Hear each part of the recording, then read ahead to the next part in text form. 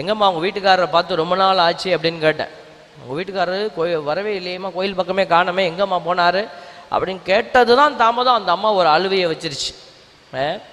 எங்கள் வீட்டுக்காரரு காலையிலேருந்து சாயந்தரம் வரைக்கும் ரொம்ப கஷ்டப்பட்டு வேலை, எங்களுக்காக ரொம்ப கஷ்டப்படுறான்.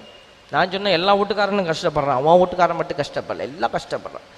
ஞாயிற்றுக்கிழமை வீட்டுக்காரன் எங்கே போகிறான்? இந்த அம்மா அந்த கேள்வி எதிர்பார்க்கல. அதனால இருந்தாலும் பில்டப். அவருக்கு ஞாயிற்றுக்கிழமையும் வேலை, காலையிலேருந்து சாயந்தரம் தொண்டை அடைக்குது.